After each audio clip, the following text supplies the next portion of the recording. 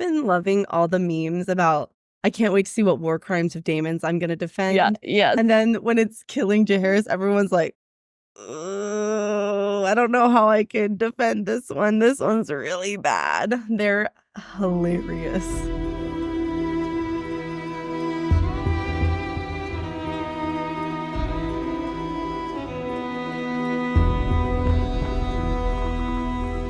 Hi, everyone. Welcome back to the Book Down Fantasy Podcast. We, Addison and Lorraine, are two best friends who love to explore the world of fantasy through books, shows, and movies, but with a heavy emphasis on books. Today, we're covering House of the Dragon Season 2, Episode 2. My emotions were truly all over the place. I felt immense sorrow for sweet Helena, absolute fucking rage at the hypocrisy of Kristen Cole, and then just general discomfort with our fetus-shaped Aemond. Oh my God. Okay, I'm so glad you said that because I am not about body shaming or anything. And I genuinely think it's just the camera angles and the way it's filmed. But I had that same thought. Something about it just looked very unsettling, honestly. So I'm so glad I wasn't the only one that thought that, because I was like, I'm not going to be that person. But you were that person, and I agree. So now we can both be that person. Well, I'm not body shaming him. I'm just talking about his position. Like, he's just curled up, getting mothered in a brothel house, and I'm like, that's definitely some some mommy wounds going on there. I was just gonna say, I literally paused it, looked at my husband, I said, that scene has mommy issues written all over it. Yes, big time. Yes. Yep. So let's get into it. Before we get started today, we would like to remind everyone that this is an adult podcast where we will have explicit conversations. Explicit language may be used and triggering events may be discussed, so please adjust accordingly. Housekeeping updates. We are continuing Crown of Midnight new reader deep dives. These are spoiler-free and in-depth because neither of us has read the Throne of Glass series before. If you want to read the series with us, then don't be scared, don't be shy, come on in. The book is fine. How long did you work on that? It just came to me as I was making our outline. If that doesn't win people to our cause, I don't know what will. It's such a great book. I'm so hooked. So it is. I agree. Everyone, just start reading it with us. Okay. Also, if you're enjoying this podcast, please consider leaving us a review or subscribing to the podcast. This helps us immensely, and we want to continue growing our community. So before we jump into the usual with our episode, what were your initial impressions and thoughts for this second episode? How did you feel about it? I felt pretty good. I was honestly wondering how the pacing was going to go and if there were going to be any major events in this episode, considering the big ending of the first. And they delivered. There was that big battle between the Erics, which I just have to say, and I'm going to say it throughout the episode, I fucking called that as soon as we got introduced to the characters. I was like, there's going to be a battle of the brothers. Now, granted, I thought it would take place on a battlefield and later. So I'm actually very disappointed that it happened already because I really enjoyed those characters and the tension in their relationship. It's nice to see someone divided between Team Black and Team Green that's not directly involved, right? Right. All of Rhaenyra's family, of course, going to be on her side. All of Aegon's family is going to be on his side. So it's interesting to see that play out in people that are close enough to have more information than the small folk, but not directly related to the family. So overall, I thought it was really interesting. I thought this episode was what I would call a foundation episode, where there are lots of these small scenes with characters that we don't really have a connection to, but they're wanting us to get familiarized with them because they're going to become important as the show progresses. So I thought there was a lot of setup in this episode for the future too.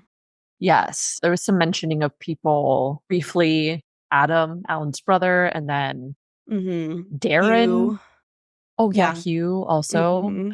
Darren, that came out of left field. I don't know why I forgot that they had another kid, but you forgot because it's literally never been mentioned, which we'll talk about when we get there. Because this was a big controversy in the House of the Dragon community about where the fuck is this kid? And my husband knows the full story of how everything plays out. I do not. I have not read the book or anything, and I avoid spoilers. Right. But in conversations about it, he told me there's supposed to be a fourth kid and that he plays a pretty important role as the story progresses. So he was wondering how they were going to work that in. So I'm wondering if we're going to see him soon or if it's just the concept of him has been introduced. So now we know that he exists so they can introduce him later. From what I read, I think he is going to appear, but I can't remember if they said it was going to be in this season or if it's going to be next season. So yeah, we'll see. I don't know why in my mind I was anticipating more of an actual battle sequence to take place. Because obviously Aegon's going to strike back, but I thought it would be more in a formal manner. I thought Aegon was going to command something, not have a side plot that acted on his behalf, you know, via Kristen Cole and his idiocy. But yeah, I've been wondering when we're going to get some kind of face-off. I feel like the way they do their next time on clips, it always feels like it's going to be in the next episode. You're like, oh, this shit's going to go down. And then you see the actual scene and you're like, oh, okay. My guess is going to be we're going to get something in episode 4 because that would be halfway through this season. Oh, okay. That could make sense. I don't know. Again, I'm just speculating here. I feel like something's going to go down at Harrenhal because we know that's where Daemon is headed. And in the first episode, it was discussed a lot by the Greens about going to Harrenhal, and that is a strategically important point. So I wonder if we're going to have a little meetup between Daemon and Team Green. I don't know. We'll see. I hope so. Yeah, I could totally see that happening because even I think it was Rhaenys was the one who said whether Daemon's going to be forgiven depends on how Harrenhal works out, right? Because obviously Rhaenyra is fucking pissed at him right now. So. Well, understandably. I think everybody is. Yeah. I've been loving all the memes about I can't wait to see what war crimes of Daemon's I'm going to defend. Yeah. And then when it's killing Jaehaerys, everyone's like, I don't know how I can defend this one. This one's really bad. They're hilarious. It really is, but it still doesn't stick out to me as much as I don't know where I was going with that, but it's funny because people still don't hate Daemon, you know? I know. I don't think anyone ever will. Pretty much unless he betrays Rhaenyra, like actually betrays her somehow. I don't know, but we'll see. So before we yap on about the entire episode here. I was like, let's get started. This is what you can expect from today's episode. First, we will start with the State of the Realm, where we recap key events. Next, we will hold a meeting with the small council to analyze key events and conversations. After that, we will continue with our trial in the Fantasy Court of Law to decide which team has enough evidence to support their claim to the Iron Throne. And last but not least, we will also share our favorite moments from the episode. So, without further ado, Addison, please update us with the State of the Realm for our episode summaries. Of course. We opened this episode in the Red Keep following the immediate aftermath of the death of the young Prince Jaehaerys. It is absolute pandemonium. People are being herded into common areas, servants are trying to clean up the blood, and everyone is in shock. Aegon's response is absolute rage. As he destroys Viserys' model of Old Valyria, he screams, "I declare war." Can't say we blame him. A small council meeting is called to discuss the next steps in the wake of the young prince's death. To no one's surprise, Aegon wants to go to war immediately, but Otto calls for patience and instead develops a strategy to leverage Jaehaerys' death to their advantage. It is decided a funeral procession for the prince will take place through the streets of King's Landing. They are interrupted when Larys informs them one of the perpetrators has been captured. The funeral takes place the next day, and it is heartbreaking. As the procession moves forward, the cart gets stuck in a rut, and the common people start moving closer and reaching for Helaena. Helaena is overwhelmed and begins to have a panic attack. While the funeral takes place, Aegon gets the revenge he is so desperate for and kills Blood, but not before Blood tells him that his accomplice was a rat catcher who worked in the castle. Back at Dragonstone, Rhaenyra receives the news of Jaehaerys' death and is in shock. She denies having any part in his death, and the council informs her that regardless of her lack of involvement, it is a devastating political blow to her. The small council is dismissed, and Daemon and Rhaenyra get into a huge argument about his involvement in the prince's death. The argument quickly devolves into the ultimate question: can Daemon accept Rhaenyra as his queen and ruler? Daemon never answers and instead storms out of the room. Afterwards, Rhaenyra orders Baela to patrol King's Landing to keep an eye on things. Back in King's Landing, it is painfully obvious that both Alicent and Cole feel nothing but guilt, and they process it in different ways. For Cole, it manifests in bullying Ser Auric and ultimately commanding him to go to Dragonstone and slay Rhaenyra. Next, we get a rapid succession of scenes between several of our side characters. Baela and Jacaerys on the cliffs of Dragonstone, Aemond in the brothel with Lovely Lady, Hugh and his family in King's Landing, and Adam and Alan of Hull greeting each other on the docks at Driftmark. Later on, Rhaenyra calls upon Mysaria and demands what information Mysaria has. The two go toe-to-toe, but ultimately Rhaenyra decides to honor Daemon's word and sets her free. Aegon enacts the next part of his revenge and hangs all of the rat catchers from the walls of the Red Keep. Otto is outraged by Aegon's action and challenges him. Aegon decides to use his power as king to fire Otto as the hand of the king and names Criston Cole as his replacement. As Mysaria leaves the castle, she notices that Ser Auric is among a group of people newly arrived at the island. She signals the ship to wait as she returns back to the keep. We then follow Ser Auric as he makes his way through the castle. He enters Rhaenyra's room and unsheathes his sword. Just as he is about to attack, Ser Auric bursts into the room. The two have an incredibly intense and heartbreaking duel that ends with Ser Auric stabbing his brother through the gut and then immediately ending his own life. In the final sequence, Otto tells Alicent he will go back to Old Town, but Alicent implores him to instead go to Highgarden to rally the bannermen. Alicent sees Aegon sobbing, but instead of comforting him, goes to her rooms. Once there, she and Criston Cole have an intense exchange that ends in some steamy sex. Oops. Yeah. She did it again. I know. At least she didn't say we cannot again in this episode and then promptly turn around and go for it. That's true. Thank you for the episode summaries, Addison. Let's get started with our analysis. All right. To kick off the analysis portion of our episode, the title of this episode is Rhaenyra the Cruel.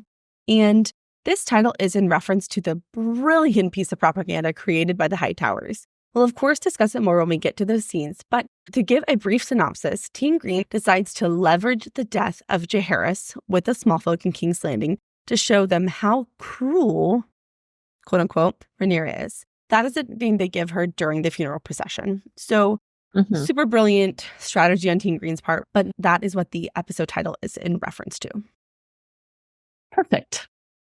So in our first scene, we are in King's Landing, and I just titled this section Chaos Castle Scene because it is true chaos in there. We see maids and guards and servants and everybody in the castle is just running around. People are getting shuffled to different places. There's guard dogs sniffing around, and it's complete madness as they search for the assailants and try to figure out what happened. Aegon is understandably pissed. We are in his room and he is going to town, destroying Viserys' model of Old Valyria. He, of course, is yelling, "This is war. I declare war." He is out for blood.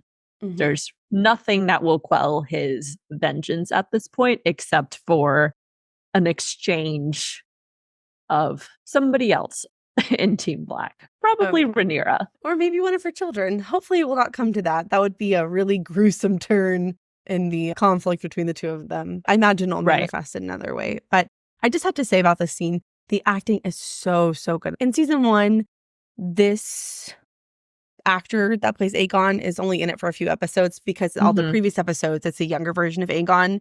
And you really don't see that much of him in the first season. And so really getting to see a lot more of him and his range is really nice. And he just did a fantastic job. It's not just rage that he feels. It's like helplessness, despair.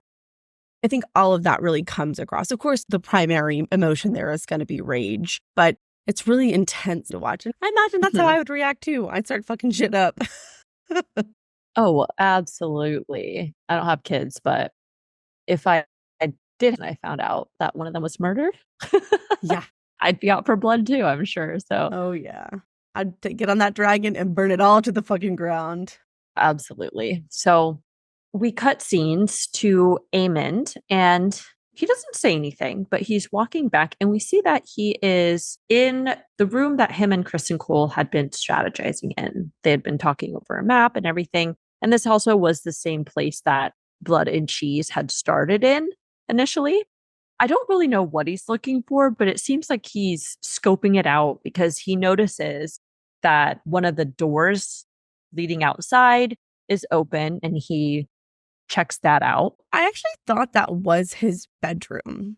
And the area Oh. where they were sitting is just like a sitting area. Because remember the scene when he is in the brothel and he's saying, Damon sent someone to kill me in my bed? And so my impression was that Aemon susses that out Okay. pretty quickly. I think he knows that he was the primary target. Right. Or, of course, they Okay. get information from Blood. So I'm sure Blood tells them, I was sent to kill Aemon. That would I could actually be make way wrong. more sense. Mhm, No, that mhm. makes, I think, a ton of sense. Yeah. So I actually named this part, Aemon turns into Sherlock Holmes. So he's just doing a little investigating. There's not really any information he could suss out more than just this is how the castle was infiltrated. So I just think that displays that Aemon is just very observant and pretty smart. Okay. Yeah, that makes lots of sense. And I agree with that. The last part of that scene before we transition is him looking under the table and he picks up a gold coin.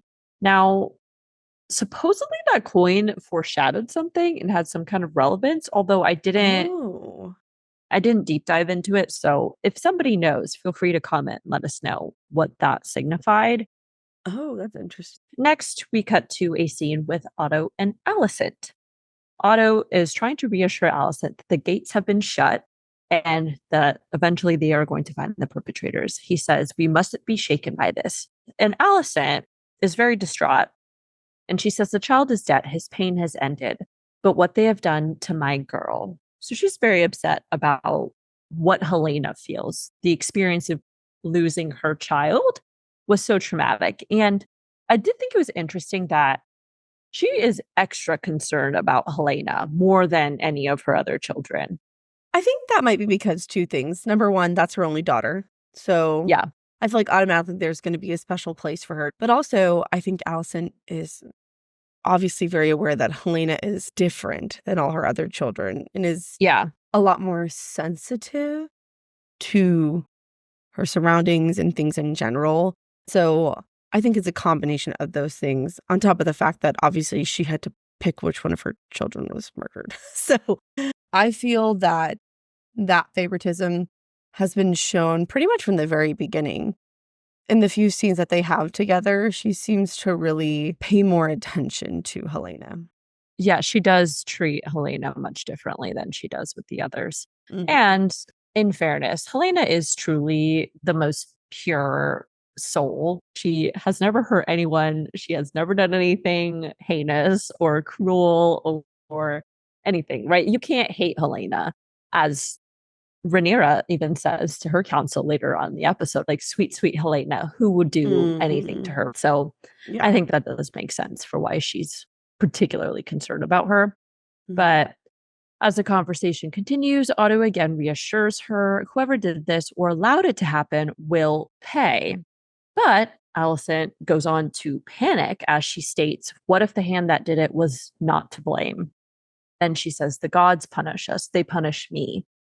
Otto asks for what sin? And it's interesting because this was him actually engaging. And this, I think, is important for a parallel at the end of the episode. But he continues on to say, despite the tragedy that's happened, quote, some good may yet come of this. And this is the beginning of Otto figuring out how he's going to spin this in their favor. I was wondering, because I think it could go a couple different ways. Was she worried about herself or for Kristen Cole or maybe both? Obviously, Alicent is very shaken up and holds a lot of shame and guilt. What did you think? Yeah, I think you said that pretty much exactly right. That was my main note for the scene, is that the entire theme of this episode for Alicent and Cole is that they feel immense guilt about the passive role they played in the events that transpired. I feel like, and that's evident in every scene of them in this episode. Right. Honestly, in that moment, I feel like Alicent is mostly worried about herself, not in the sense that she's going to be punished in any way, because in reality, if people find out, nothing bad's going to happen to her. The worst is she's going to be embarrassed and shamed. They're not going to kill her or anything. I feel that there's a two-part to her shame. The first is just the initial shock and shame of everyone finding out, and that's really embarrassing to her. And then, of course, the implication that had she not been doing that, maybe Cole would have been able to stop it. The second part is this overarching theme that it's not just about Jaehaerys, but it's for all of her transgressions that she's committed in the past, that she will continue to be punished by the gods. Because remember, at the end of season 1, Alicent has this newfound religiosity. It's not explored a lot in the show, but my impression is that gods give and gods take away and gods punish bad behavior. So I think Alicent feels this existential fear hanging over her that because she continues to sin and make all these sinful choices, this is just the beginning of the punishments that are about to come her way. I think she's having this introspective moment where she's like, oh my God, look at all the shit that I've done and look what's happened and it's my fault. And so I think her guilt is a lot more complex than just, I had sex with Cole. He potentially could have stopped it. Right. I think for Alicent in general, it goes all the way back to when she decided to agree to usurp Rhaenyra and put Aegon on the throne. I really think that that's the most long-standing part of her guilt.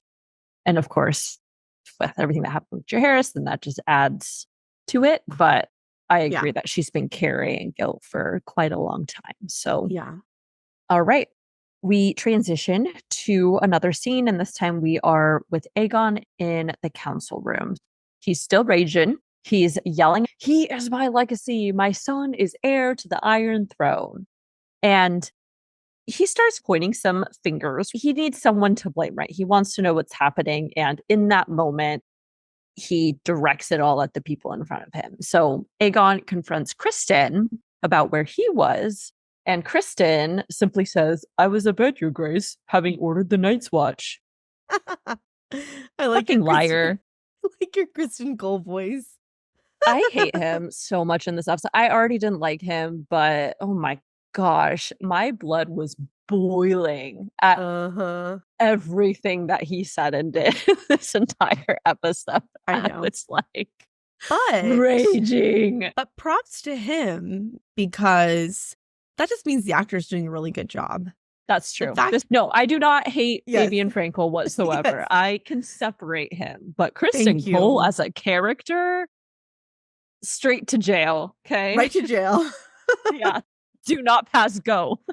In a way, you could almost argue that he's a worse villain than Blood and Cheese. Like, Blood and Cheese are just kind of idiots who committed an abhorrent act of violence. But Kristen Cole, he's just such a hypocrite and so sanctimonious and yes. You know what? Don't even get me started. We don't have enough time for this. Right. But obviously the point being, he was lying to Aegon. And it was also interesting that you see Alicent look over at Kristen too. I think she's really trying to figure out, is he going to cave? What's going to happen? What is he going to say? But before anything else happens, Otto is the one who says, "This is not the time for blind accusations, Your Grace. We will find who did it soon enough." And Aegon, in his rage, states that it really must have been Rhaenyra who is behind this, which he's wrong, but we can see why he thinks that. And I think it was kind of a fair assumption. I was just going to say, I think that's a very reasonable assumption given the current political climate, but also Lucerys was right. I don't want to say murdered, but Aemond had a big hand in the death of Lucerys. Yes. Yeah. And like you pointed out, I think in the last episode, that we as viewers know the events that led to Lucerys' death, but Rhaenyra does not. As far as she's concerned, Aemond literally took Vhagar and was like, kill, and did it, right? And so when you think about it from that perspective, it is very reasonable for Aegon to think that this is an act of revenge from Rhaenyra. Right. Continuing with the sequence of events and the conversations, Otto, as we see in this scene and throughout the episode, is really the one attempting to be the most rational out of anyone, really. He's trying to keep everything's tame, cool, calm, collected, so to speak. Don't be rash. But he's not dealing with passive Viserys anymore. He's dealing with a raging Aegon. So Aegon's, of course, still very convinced that it's Rhaenyra. He's still pointing a lot of fingers, trying to blame people, asking Is there a rat among us, essentially? Is somebody betraying us right here in this room? So Aegon hones in on Alicent. He's about to flame her. And he says, "You wish her to be spared," and points at her when Larys interrupts. Larys informs them that they caught the man who they refer to as a gold cloak, and we know as Blood, fleeing with a head in a sack. Upon hearing that they've caught Blood, Aegon jumps up and insists that he will go kill him himself. But Otto counters that they need to get more information out of him first and essentially instructs Larys to go question Blood. Aegon is very angered by their controlled approach, and he says, "We know our enemy." Lord Wild, I believe, says, "We may have more than one enemy, Your Grace," and agrees that they should gather as much information as possible before proceeding. Hightower goes on to state that no matter who it really was, it ultimately doesn't matter because they are going to blame Rhaenyra. He goes on to state that Aegon looks weak right now because everything surrounding his ascension was hasty and viewed as a, quote, bad omen. He suggests that they need to hold a public funeral for Jaehaerys so that the people can empathize and hopefully turn against Rhaenyra for her, quote, depravity. Obviously, like we said earlier, this is Otto angling to find how to make the best situation possible and spin circumstances in their favor. Otto's quote that stuck out to me was, "Jaehaerys will do more for us now than 1,000 nights." And as he said that, Aegon is just crying. And I felt really bad for Aegon. I really did in a lot of this episode. His son has just been brutally murdered, and everyone around him is strategizing and figuring out how to angle what's happened, right? But they're making political moves at a time when it really shouldn't be political, right? Well, So, I'm going to play devil's advocate here, and I'm going to say that's what your council is for. That's it's the same thing with the president and the vice president. In a time of great tragedy, if a president was unable to make executive decisions because of he's focusing on the tragedy, that's what a VP is for, right? And that's really Otto's job. I have to say, my respect for Otto in this episode grew quite a bit. He's really just a brilliant strategist. I thought a lot about this, and I feel that Otto comes off as kind of cold in this episode and distant. And I think that really speaks to his ability to compartmentalize. He recognizes that it's a tragedy, and I'm sure he's grieving because that was his grandson, or I guess his great-grandson. But I think he also recognizes that you have to play the board in front of you. And he even says, we can't let the death of Jaehaerys go to waste, right? This is a brilliant opportunity for them to turn people against Rhaenyra in a time that things are really unsettled and a lot of people are undecided. And one thing everyone can agree on, other than Blood was wrong for kicking the dog, is that nobody likes an infant killer. Okay? That's Hands true. down. Nobody is going to be okay with that or be able to justify it. I do feel sad for Aegon, but that's really what his small council is for, is to maneuver and keep the kingdom running when he's in distress. I think my point with that was more just that Aegon is clearly grieving. His primary emotion is rage, or that's the rage that manifests and what he uses to try to process what's going on. But at his core, he's really just devastated. But he never gets an opportunity to really grieve Jaehaerys' death because they just have to keep moving because the circumstances are so dire. Yeah, everything's just hanging on the precipice of disaster, basically. So that's what I was getting at when I said that. But I agree with you that if they went with Aegon's route, things would not be good. So I have a feeling we're going to see how it goes when Aegon is in charge without Otto. And it's not going to be good. No, absolutely not. To end out this scene with the council, Aegon looks completely baffled by such a suggestion by Otto, and he does look to Alicent. She ultimately agrees with Otto, and Otto instructs that preparations be made for the funeral. This is also when she is informed that she will need to be in the funeral, as well as Helena, so that everybody in the town can see sorrow best expressed with its gentle souls. And that ends our council scene.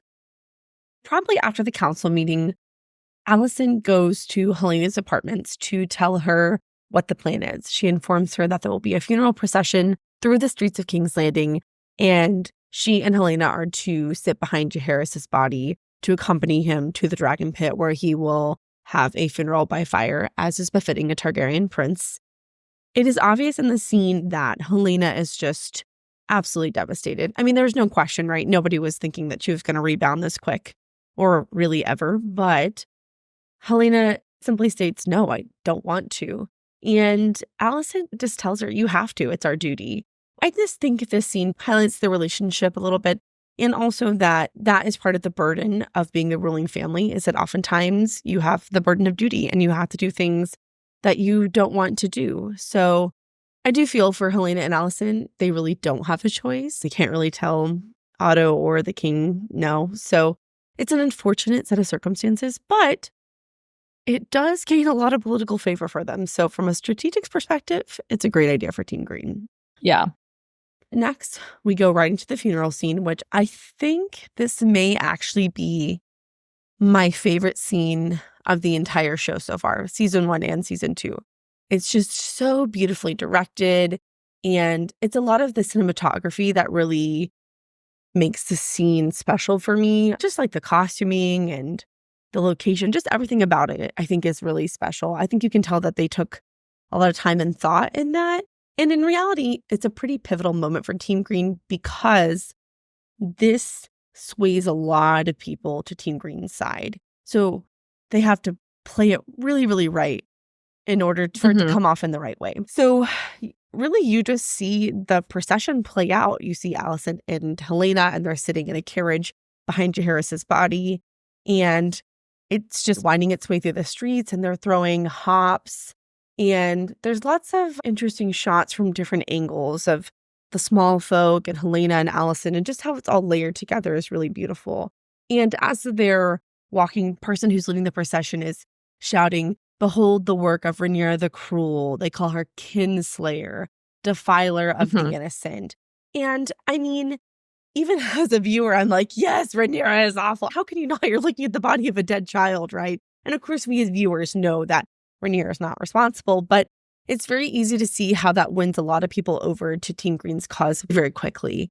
And especially, I think there's a specific association with kinslayer.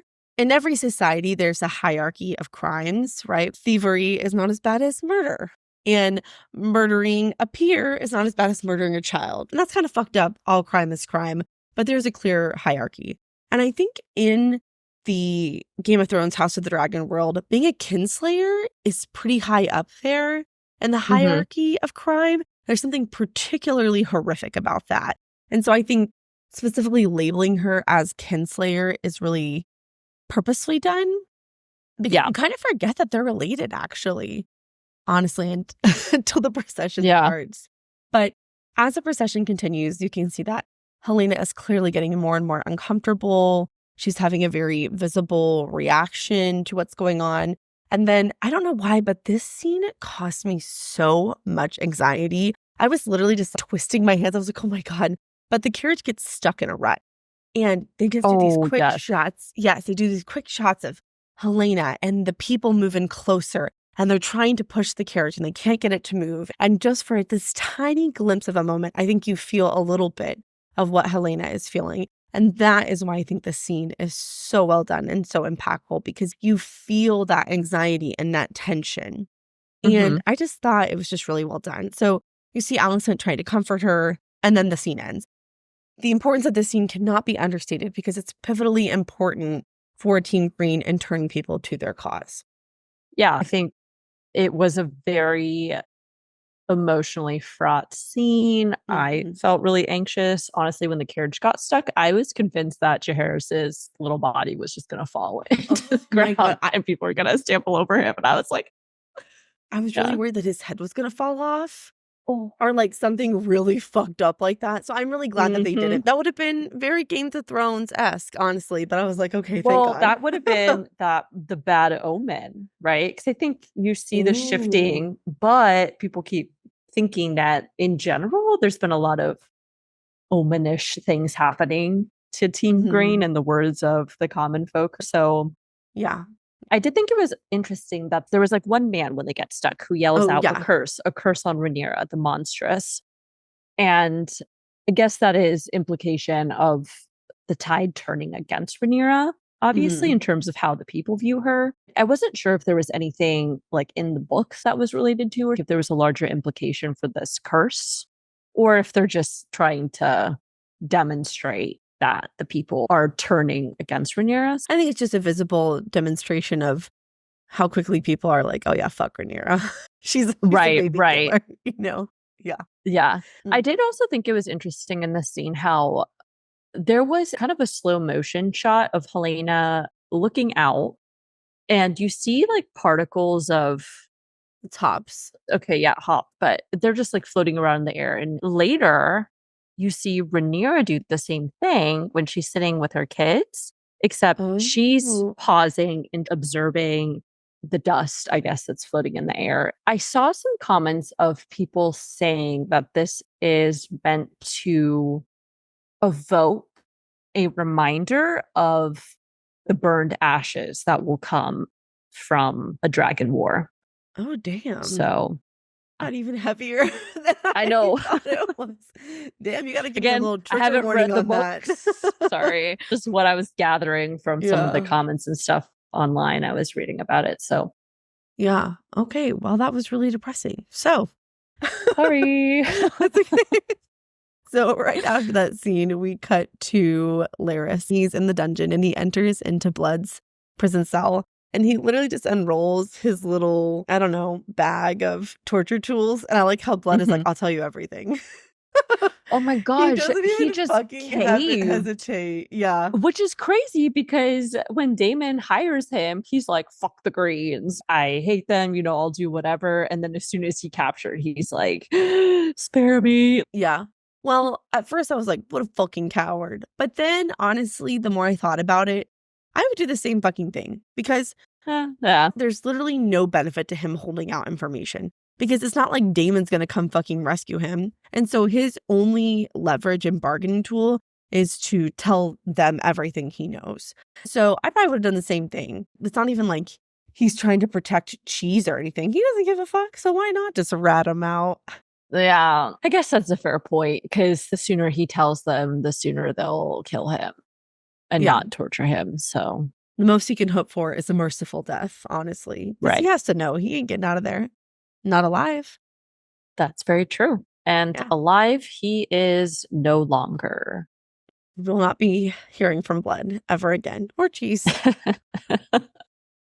In our next scene, we are now at Dragonstone, and the Maester is briefing Rhaenyra on the situation and that she is being blamed for Jaehaerys' death. Rhaenyra instructs everyone to send messages denying any involvement and that they must double their guards. Jace offers to fly with Vermax and patrol, but Rhaenyra says no to that. Another council member goes on to remind her that the damage to their position is immeasurable at a time when we most need loyalty to our cause. Rhaenyra, of course, continues defending herself, stating she couldn't inflict such damage on an innocent like Helena. And we see Damon just chilling. Okay. He's sitting in the chair, no engagement whatsoever, which is suspicious of Damon because Damon loves to get involved. He has never sat out one of these meetings without saying a word. As Rhaenyra is continuing to converse, we also see that Rhaenys looks over at Damon. And we already know Rhaenys knew immediately. Yes, I had the exact same note. I actually love, like, right before that, when Rhaenyra's talking, there's a camera shift, and Damon does, like, a little, like, side-eye action. He's like, oh, fuck. And look that Rhaenys gives. She is just glaring at daggers, and she's like, What'd you do?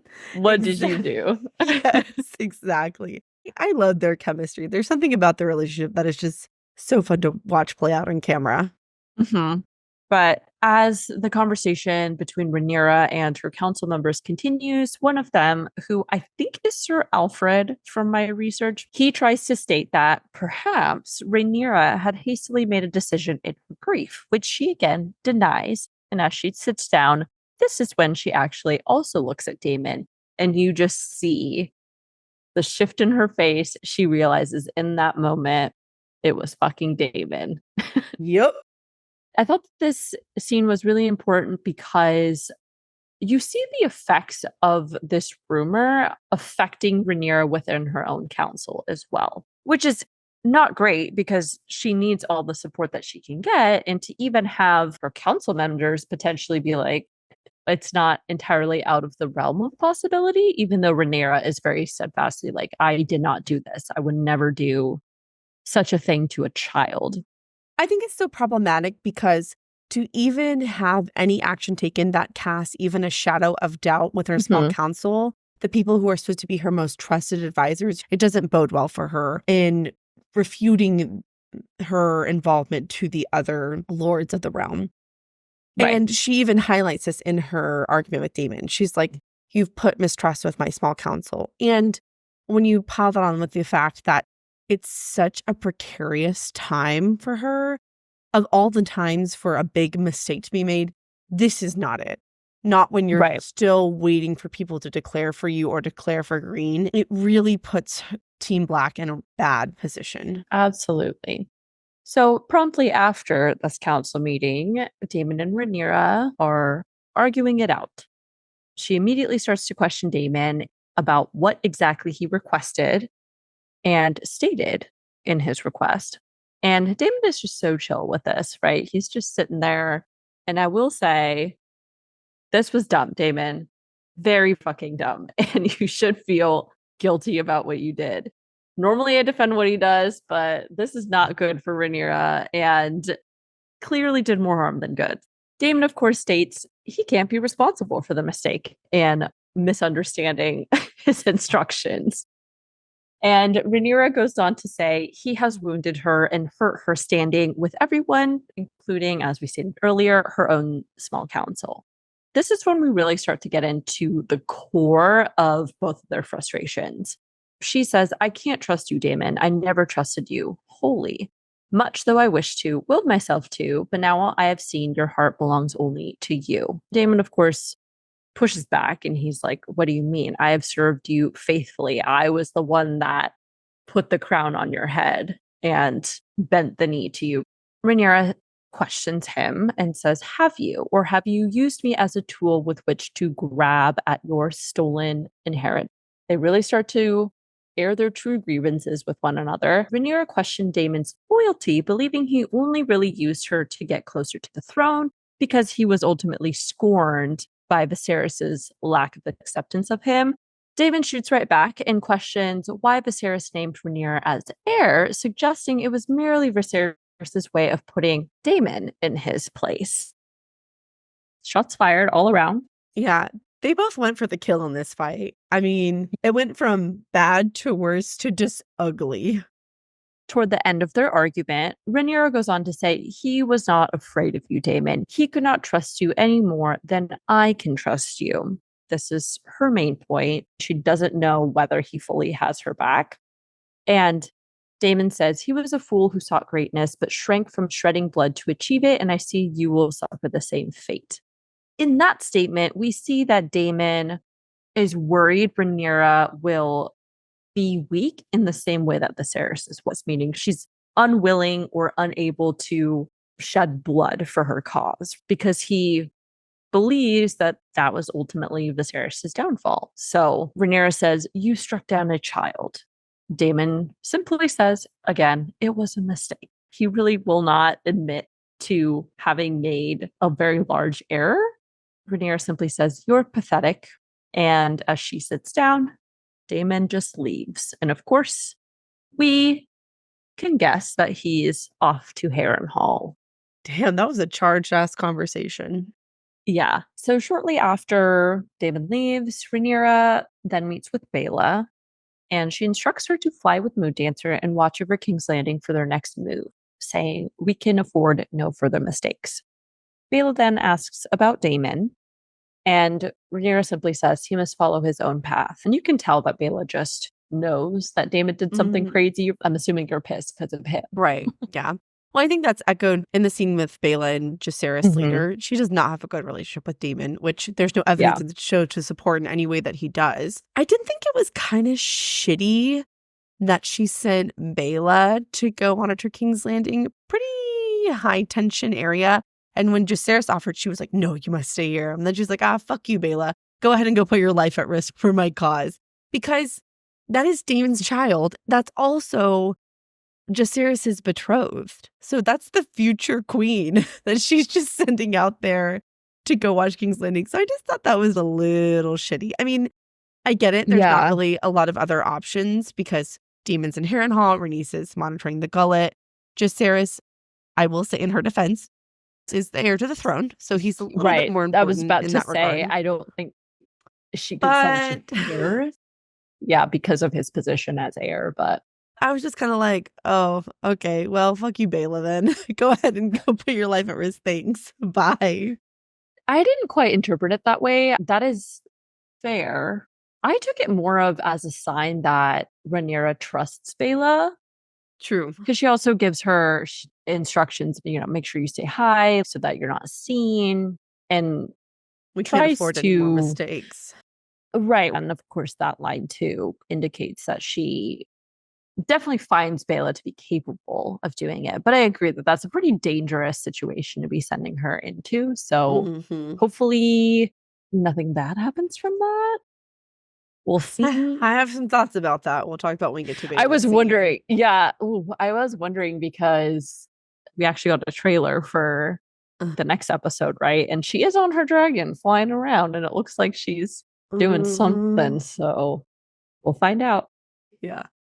The last scene that we have here on Dragonstone is Daemon, and there's not really much to it other than the fact that we see Daemon take Caraxes out. He's fully dressed in his battle gear. And of course, in that moment, we're kind of like, where the hell is he going? What is he up to? But based off what we learned from conversation, it seems reasonable to assume he was likely off to Harrenhal. So.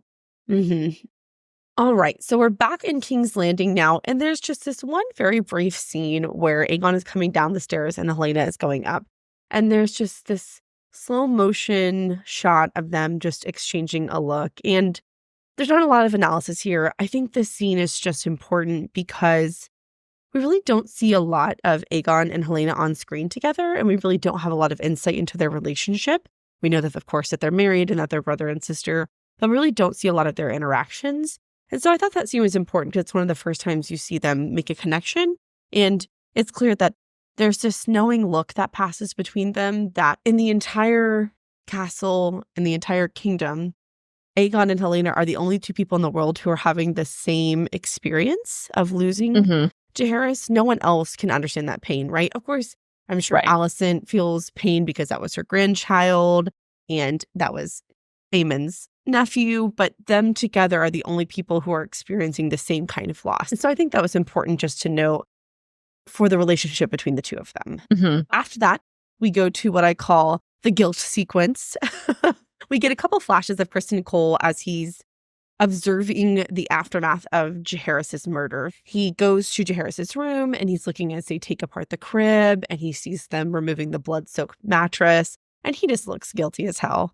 At the same time, we cut to Rhaenyra, and it's a scene that Lorraine mentioned earlier, where she's sitting in the main hall of Dragonstone watching Aegon and Viserys play. And obviously, there's no dialogue in that scene, but I think you get the sense she's really just contemplating everything that has occurred. The loss of Lucerys, the retaliatory murder of Jaehaerys. And this is a very down moment for her. This is evident later towards the end of the episode where she seems so restless and she's not able to sleep and her maid is trying to take care of her and she just can't settle down. So I think it's just all this pressure from all sides building up. And the only person who maybe would be helpful with that would be Daemon. And of course, she can't even rely on Daemon in this moment. So I think she's just a pressure cooker and the pressure is getting so great that she's probably going to lose her shit pretty soon. I mean, I would, honestly. Well, it's getting really real because I think she fears for her children as well. Like she lost Lucerys and that was awful. But as we said before, Jaehaerys was very young and for him to have been murdered, it ups the stakes for her younger children too. It's not only about her older kids that are old enough to go fight in battle, it's about everyone, any of them really at this point. Yeah. So then after that scene with Rhaenyra, we cut back to King's Landing and Cole is posted outside of Alicent's room. And you can tell that she wants to talk to Cole, but she also doesn't. But she decides to go out and she really just opens the door and is kind of just talking to him through the door. And she asks him if he's told anyone. And he says, "What do you take me for?" And she says, "One who seeks absolution." I thought that was very insightful of Alicent because that is Christian Cole to a T, right? That is pretty much the exact scenario that played out after he had sex with Rhaenyra in season 1. He feels just so guilty and distraught about it. He just blurts it out to Alicent. So Alicent is smart enough to recognize that those situations are not entirely different. The situation that he was in with Rhaenyra and the situation that she's in with him now. So I understand why she's a little nervous that he would go blab to someone. Then Kristen responds with, "There's none for what I've done." Which, oh God, he's just so dramatic. He's exhausting to watch and listen to, and just his whole Crimea River bit, you know? Yeah. Woe with me, but watch as I turn around and fuck shit up for somebody else because I feel guilty. But I can't just admit that I am guilty and that I did stupid ass things. Right. I know. So Alicent slams the door in his face and then she gets in the tub and you see her sink beneath the water and just stare up at the camera. And I think that is just meant to be a symbolic representation of her guilt as well. In the same way that Rhaenyra feels all this pressure and feels unsettled, I think Alicent feels the same. It's for different reasons if you were to compare them, but ultimately Alicent is kind of a powder keg also waiting to explode. Yeah, that scene with Cole was weird to me. I agree with your analysis above, but I almost felt like there was this degree of separation for her, even though her and Cole are feeling the same guilt and they're having the same experience in the way that Helena and Aegon were having the same experience. They're the only ones who can really understand what's going on with each other. But instead of turning to each other and discussing, like, what do we do from here? She's kind of like, I'm just going to shut you out. Yes. I don't want to have any part in this. And I'm just going to ignore you from here on out. You know, I think it's tricky for them because they're the only ones who can offer each other absolution, but they're also the only ones who can look at them in an accusatory way. They're absolver and their punisher all in the same person. And it's just a game of, are you going to be my absolver or my punisher today? Am I going to punish myself or absolve myself? And there's this constant tug of war between the two of them and also them trying to figure out which cloak they're going to put on that day. Well, and also who's going to crack. Is anyone going to crack? Because if one of them cracks, the other one is going to be punished as well. So, yeah. There's a lot of intricacy in their relationship, which is interesting to see it play out on screen. So, after that, I think Kristen has a little mini meltdown. And so he decides he's going to go take it out on somebody else. We see Sir Auric and he's eating. And Kristen starts giving him shit about how his cloak is dirty. And he says, the white cloaks are a symbol of purity, of our fidelity. Which I was just like, oh my God. I think you just heard the collective fandom scream because of all fucking people, fucking Kristen fucking Cole. How dare you? Oh my God. It was the epitome of hypocrisy. Guys, I could punch anyone in the face, it would be him. So tired of this man. I got a lot of angry texts from Lorraine on Sunday night about how much she hated Kristen Cole.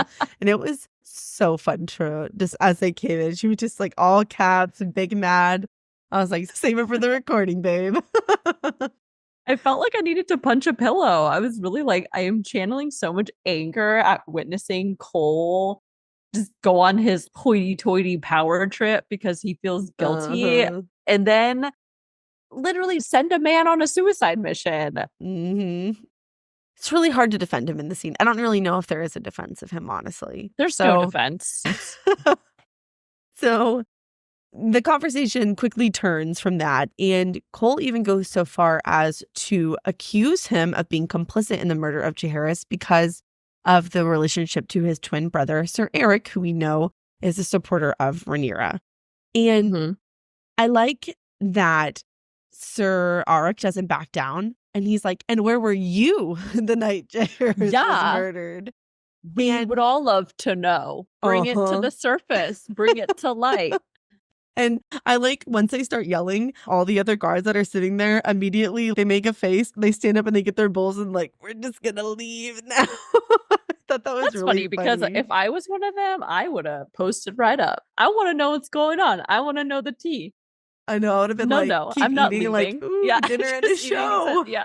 Yep. But I just thought that was really funny because they're like, ooh, we're just gonna peace out of this conversation. Yeah, this is our cue. Yeah. The conversation devolves pretty quickly, and ultimately, Cole challenges Sir Arik to prove his loyalty to the crown and also commands him to go to Dragonstone and slay Rhaenyra. Of course, Sir Arik is like, how the fuck do you want me to do that? And he's like, pretend to be your twin, which I will say, honestly, is kind of brilliant because how many sets of twins are in House of the Dragon and who could pull that off? But it's really frustrating for so many reasons. But Sir Arik specifically calls out, number one, this is a suicide mission. And number two, part of wearing the white cloak, which is a symbol of purity and fidelity, is to be forthright and honest. The whole point of that is they're supposed to be the best of the best in terms of honor and loyalty and value. Right. And deceit is not their game. It's not in their nature. And so not only is he ordering him to do something that is a suicide mission, but he's literally ordering him to do something that goes against his core values and the oaths he swore to protect the crown and what it represents. And so all of that combined just makes this scene so frustrating and so upsetting. Yep. Agreed. So just being agreed. Emphatic yes. We're all on the same fucking page here. I like that. Yeah. After that, we go back to Dragonstone and we're with Baela and Jacaerys on the cliffs. I have to be honest. My gut reaction to this scene is that they're trying to warm us up to Baela and make us like her so they can kill her off. And I'm not for it. They're going to have to do a lot of work for me to develop any kind of meaningful connection or relationship to Baela. Don't get me wrong. I don't dislike her in any way. There's nothing to dislike about her because she's only had 10 speaking lines the whole show. So this is really the first real scene you get of her that has any meaningful conversation or dialogue in it. So she's shooting a crossbow. She's just practicing her aim, and Jacaerys comes up there and they just have a little heart-to-heart where they talk about their fathers. It's fine. But when you ask yourself, what is the purpose of this scene? I think it's really to humanize Baela and for us as an audience to get to know her a little more because they want it to hurt when she dies. I don't know that she dies. I'm just speculating here, just to clarify. And I'm just not for it. I really hope it's not that they're going to kill her the next episode and expect us all to be like, oh, we love Baela. She was so great, because we literally don't know Baela. So how could that be true? So I'm hoping we get a lot more scenes with her because I do think her character is interesting and there's a lot that you could do with her character, and especially in her relationship to Jacaerys because they are betrothed, and her relationship to Daemon because that's her dad. But I don't know. I don't have a good feeling about how that's going to play out on screen. Okay. That's interesting because I really like that scene between the two of them. I thought it was a good example of what marriages should be like. I know it's a very short segment, but you can tell that they are close and they have a good relationship. Baela openly acknowledges Harwin Strong. So the implication being that they have discussed this. Oh, yeah. And I also thought it was nice that Baela's practicing fighting, which I agree signals that she is going to definitely be fighting in this war. I'm hoping that she doesn't die off so soon. I would love for her to make it.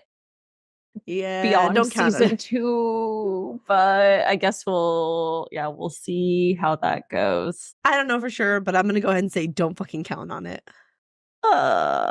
Okay. Sorry to break your heart. This scene.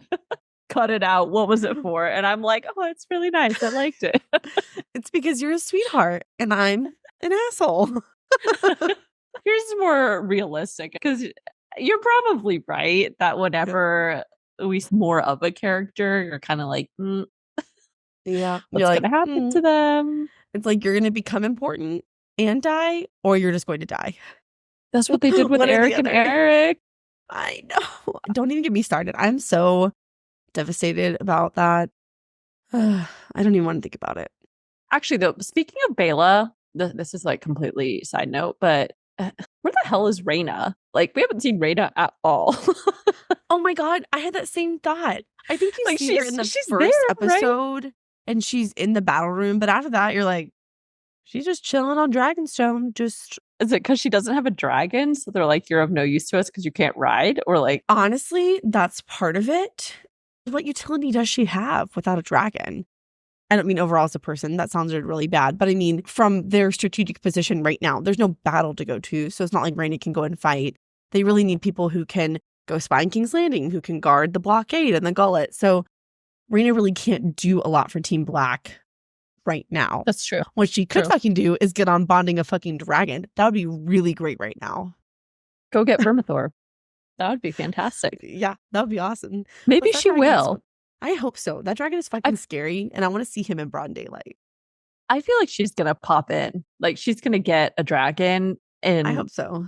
that's gonna be her introduction into the season. We'll find out. But yeah, that wraps up that Yeah. sequence of scenes. Perfect. All right. This was probably by far the most awkward scene I've ever watched out of all of the House of the Dragon episodes so far. This one was just bizarre and it gave me a weird feeling watching it all. But we start with Aemond in the brothel house. He's curled up like a little fetus, and it's supposed to be a serious scene, but just seeing him curled up like that, I'm like, it was just real weird. It's a little It's weird. really weird.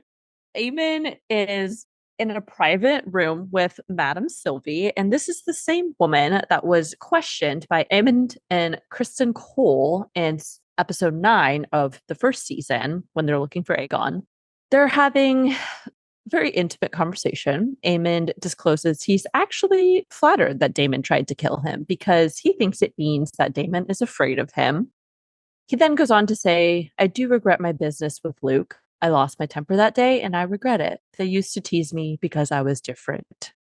So something also that was kind of weird is obviously they're in the brothel house for a reason. And she tries to push Aemond into engaging in more of the usual behavior, but he was just like, no, not tonight. And she's trying to get her to have sex, and he denies her. Yes, he does. But I was referring, I don't know what he did. He made some weird noise. He's like, like it was so Are you weird, okay? Are you gonna make it through this scene? Serious. I couldn't take it seriously because it was just uncomfy. I don't know. Aside from that, it's very clear that the scene is Aemond airing his issues about his mother and the way that he grew up. It's a whole mommy issue scene. He just wants Madame Sylvie to listen to him and comfort him and take care of him as a mother would or should have, right? But I did think it was weird that Madame Sylvie brings up the small folk because she's still kind of guarded, right? She wasn't completely just caving into, oh, poor Aemond. It seems like she was guiding him in a way. You know what I mean? Oh, I feel like she's absolutely trying to manipulate him in a very subtle and gentle way. Okay. And that was the feeling I got too. It doesn't even seem like self-interested manipulation. It's not like she's trying to get something out of him. It's like she's genuinely looking out for the good of the small folk.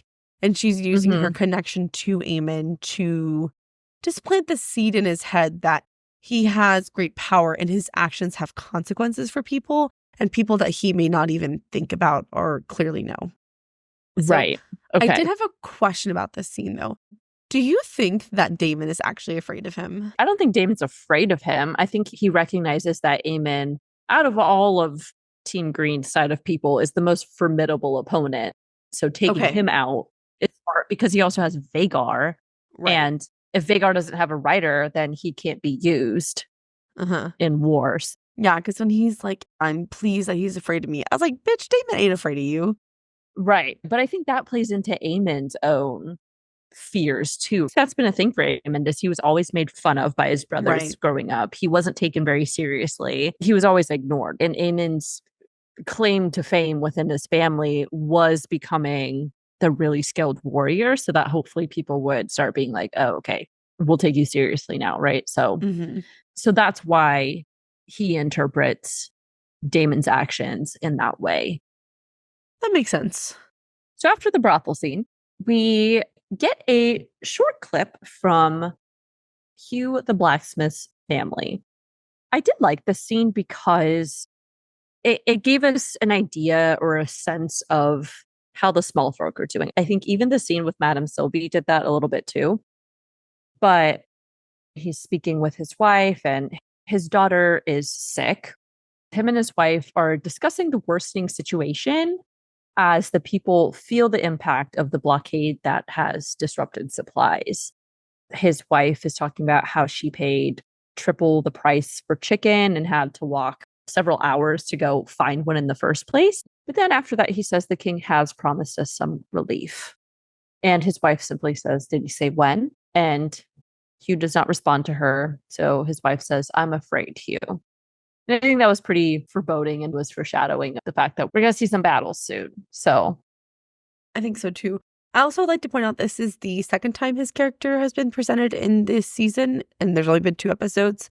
I feel like that is purposeful, that he is going to be more important than just a blacksmith. I don't know what role, but I agree.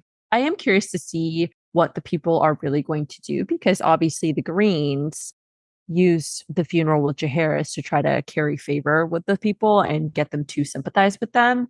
But at the end of the day, what do the small folk really care about? They care about their own well-being, right? They just want to know that things are going to be fine in King's Landing and that their day-to-day lives aren't going to be that disrupted. And I think this scene serves as deeper evidence of the worsening conditions for them. Yeah, I agree. So moving along in this episode, we next are introduced to Alan's brother, Adam. They are in the ship docks at Driftmark, and Adam welcomes Alan back after they've spent several months away from each other because Alan was in the Stepstones fighting. As the conversation progresses, Adam congratulates him on Corlys's praise of him and asks if he will rejoin him once his ship is repaired. Alan surprisingly says that he actually wouldn't want to, which I found to be kind of interesting. Adam is surprised by this too, and he says, don't be foolish. To serve with the sea snake is to make your fortune. So he's really like, this could be good for you. It's great for your reputation. It's good for your wallet.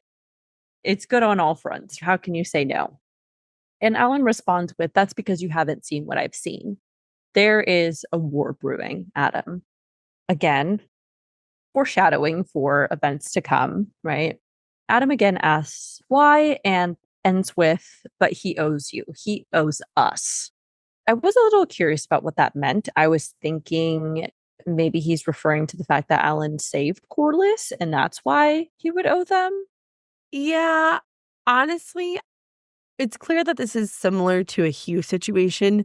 These characters are important for other reasons than what is revealed in these episodes. Mm-hmm. There's clearly some kind of history between Alan and Adam and Lord Corlys. I don't really have a good idea yet. I do agree, though, the implication to me seems to be that he owes them for something more than just saving his life. Because we also don't know what Adam's relation to Lord Corlys is. We know what Alan's is. There's definitely something more to explore there. We really just don't have enough information. Right. That's the general sense that I got as well. But definitely know that Alan is probably going to play a larger role later. So we'll see what that is. Yeah. After this, we see Corlys and Rhaenys. They're chilling in bed. And Corlys starts off with worry regarding Daemon's taking off when he was most needed. And Rhaenys says devotion has never sat well with him. Where he goes, he wishes to be his own master, heavily implying that Daemon is going to Daemon. He's going to go do what he wants to do. He never truly is under anyone's control. They then discuss how Daemon has been unable to get over being passed over as heir and whether they think Daemon will challenge Rhaenyra. Rhaenys notes that though he may not challenge Rhaenyra, he won't allow himself to be commanded by her either. And this was kind of a funny quote from Corlys. And he says, "Pity, I have on occasion found that to be quite enjoyable." Yeah. Nice little joke there. I think the showrunners are trying to inject a little bit of humor into each episode because the show is a real fucking bummer. Okay. There's not a lot there is to smile or be happy about. So I do think they're trying to be a little more mindful of that so that we're not just depressed going into Monday. Depressed and angry. Yes. Depressed, angry, heartbroken. Yeah. So after that, Rhaenys goes on to say that forgiveness for Daemon basically depends on how he handles Harrenhal, and that in the meantime, they will just have to essentially continue helping Rhaenyra as much as possible. That rounds out their conversation.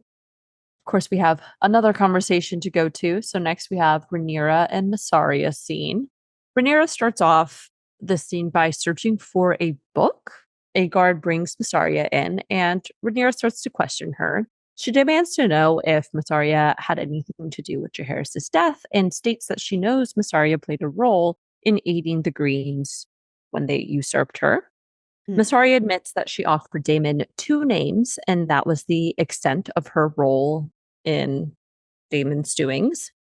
Rhaenyra then finally recognizes Mysaria as the woman that Daemon had pretend to carry his child and that they were going to steal the dragon egg and all that business in season 1. Yes, took her long enough. Yeah, for sure. So Mysaria asks that they keep the promise that Daemon had given her and free her, but Rhaenyra counters that it would not be in her best interest to do that, noting that at best she would lose an asset and at worst Mysaria could betray her.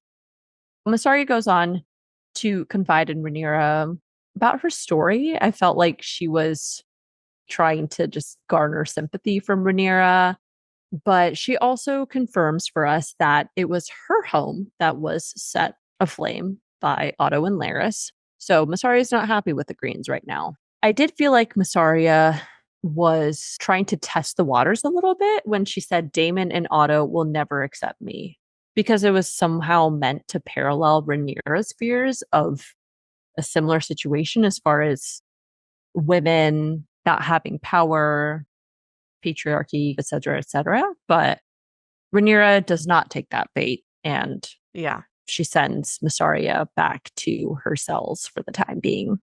So promptly after this scene, we're back in Driftmark and we see Adam on the beach. He's digging for clams. And this is just a really brief shot, but a shadow passes overhead and you see sea smoke flying over the ocean, over the land of Driftmark. And you have to ask yourself, what the fuck is this scene for? Because it's kind of random. Why do we care about sea smoke? Why do we care about Adam? The only thing I could come up with is we care about sea smoke because he is an unbonded dragon. So he's up for grabs, which I'm not going to go into this because it's not a good use of our time, but I still want to know how the fuck that works with Rhaenyra, because Rhaenyra's not actually dead. And my understanding is a dragon bond can only be broken when the rider is dead. So it kind of seems like bullshit to me, but whatever. So again, echoing the similar sentiment from before, Adam of Hull is important. We don't know why yet. We really don't have enough information, but he's going to come into play. He just has to. And what if he does something with the dragon? That's what I was going to say. It has to be something with the dragon. I have no idea what that could be, but we'll just be on Adam of Hull alert and sea smoke alert at all times. Maybe they're secretly Valyrian. Valyrian or Valarian? Valarian. I guess technically those would be the same, because Valarians are technically from Old Valyria. That's possible. I don't know. We're going to keep on watching and find out. I guess so. Yeah. So how did you know that was sea smoke? I should have Googled that, but I was like, what dragon is that? I have no idea. Well, I actually Googled it to confirm it, but I made the assumption because they're in Driftmark and the only dragon that would be in Driftmark would be sea smoke. Everybody else that makes sense. would be with their rider or on Dragonmont. So I Okay. just did a little process of elimination there. I'm just really smart, Lorraine. Obviously. You are. I was like, is this a new dragon? Who is that? Of course, I know everything about the dragons. Duh. So after that, we are transported back to King's Landing, and we get a very brief scene, but also very sad. All the rat catchers are dead. They're all hanging, swinging from the walls of the castle. And you see a lot of the small folk, wives, sisters, mothers, just weeping, falling on the ground underneath their dead sons, which, I mean, yeah, it's not a good look. It's pretty fucked up. Although you do see Cheese, so they did get Cheese. Of course, they don't know that he's the one who perpetrated the violence against Jaehaerys. But the worst part of this scene for me, honestly, is when they cut to Cheese's dog, and the dog is just standing there and he's whining. And I was like, it's not the doggy's fault. He doesn't know what happened to his owner. He just knows that he's gone. I know. So that's the real injustice of all of this. That poor dog is left orphaned. So that was pretty sad. But yeah, this scene is important because it has very important implications, which we will discuss now because it is the next scene. Aegon and Kristen Cole are in a room together. Otto bursts in and he is fucking pissed.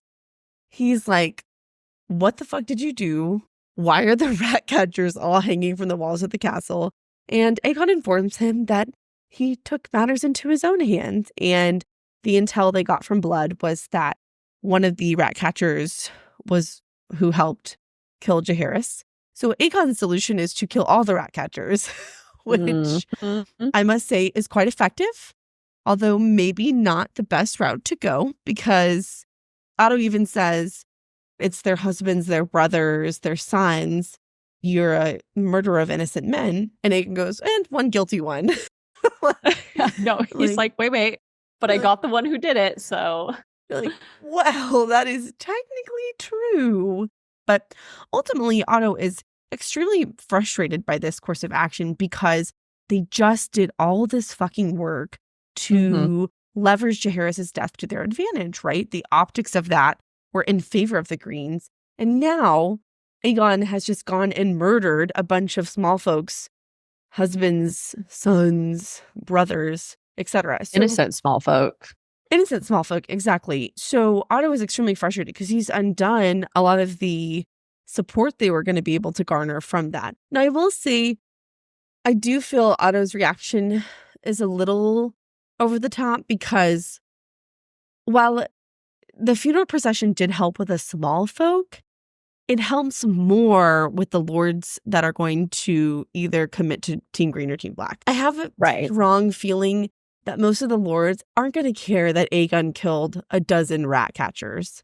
It's not going to carry the same weight. So it matters more for leverage in King's Landing. But overall, I don't think Aegon has done that much damage to the cause continent-wise. I still think people are going to err on the side of Team Green because Jaehaerys' murder is so brutal and awful and all that. But I did like Otto calls Aegon an idiot. And Sir Kristen Cole says, be careful how you speak to the king. Otto says, the king is my grandson and my grandson is a fool.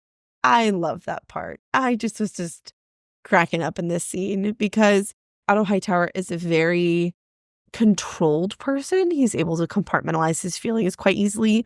And so seeing him actually angry and reactive is kind of exciting because you're like, I think he's just had enough. I think he feels very unappreciated and undervalued. And he's like, I did all this fucking work to get you on the throne and put us in a favorable position. And you just fucking threw it away for some fucking rat catchers. You know? I get where he's coming from. So Aegon continues and he says he's tired of sitting around doing nothing and that Sir Kristen Cole has even done something. And I love Otto, like, slow turn of the head. And he's like, and what has Sir Kristen Cole done? He's like, what the hell? Like, what else could you possibly have done to make the situation worse? It's so great. Aegon then informs him that Kristen Cole has sent Sir Auric to impersonate Sir Eric to slay Rhaenyra on Dragonstone. And you can tell that Otto is, like, about to have a stroke. And he's like, are you fucking kidding me? This is the brilliant strategy you came up with? This is a fool's errand. You guys are fucking idiots. It's so funny because Aegon's like, it was quite brilliant, really. You could tell Aegon Yeah. is so impressed, like, damn, why didn't I think of that? And you're Yeah. just like, bro. So the conversation continues to devolve. It gets worse and worse. And Otto has a little breakdown here. I think this is the first moment where he wavers, and I would say regret is a strong word, but kind of regrets putting Aegon on the throne because Aegon is just not appropriately prepared to rule. He's too mature. He doesn't have the strategic thinking or vision. He's like a child. And so Otto starts talking about Viserys, and he says, do you never think about your father? And Aegon says, my father is dead. And Otto says, you're right, we are the poorer for it. So he continues to ask him, have you never thought about his forbearance or his judiciousness or his dignity? And I think Otto is trying to point out, while Viserys was not a perfect king, Viserys did have a lot of qualities that were desirable in a ruler, right? I know we talked bad about Viserys a lot and that he was not the best king, but in reality, he did have a very peaceful reign, right? And he was not quick to anger and quick to make brash decisions that would have big implications for the realm. So I think this is Otto's way of trying to point out to Aegon that he's not thinking the way a king should. And Aegon is very flippant about this. He's just like, yeah, well, whatever, he's dead. And this is my favorite part of the scene. Otto, he says, he was right about you. And Aegon responds with, he made me king. And Otto actually laughs out loud. And he says, is that what you think? And damn, like that stung. He knew exactly where to gut punch Aegon, because that is Aegon's greatest fear, right? Is that he was never loved, respected, and never chosen by his father. So for Otto to be cast out on that is like a death blow. Clearly, this greatly angers Aegon, and he exercises his sovereign power, and he fires Hightower as Hand of the King. I love when Otto takes the pin off and he just throws it at Kristen Cole's feet. It's like a last fuck you. And Kristen Cole looks totally surprised too. He's like, oh shit, oh shit. Yeah, pretty much. And so Aegon makes Cole the Hand of the King, and he gives this little spiel about how Cole is going to be a hand of steel and he's going to lead the charge against the Greens. And I gotta say, Aegon is a fucking idiot. This is a terrible fucking idea. Cole will make an awful Hand of the King. Like, oh God. Oh God. So, it is a fantastic scene. Specifically, the actor who plays Otto Hightower, his name is evading me right now. He is fucking incredible. And he did a great job in this scene.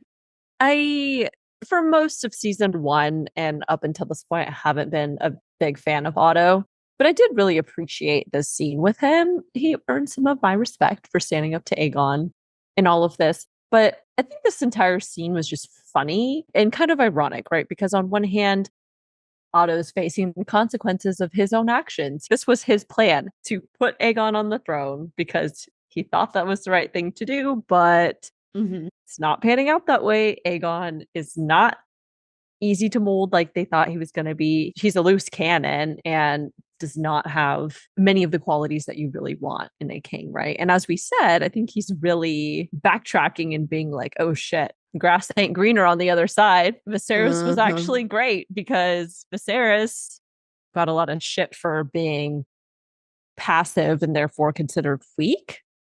That was actually the best thing for the realm. It was peaceful. It was prosperous. Everybody was doing well. And now he just completely upended years of peaceful times by putting Aegon on the throne.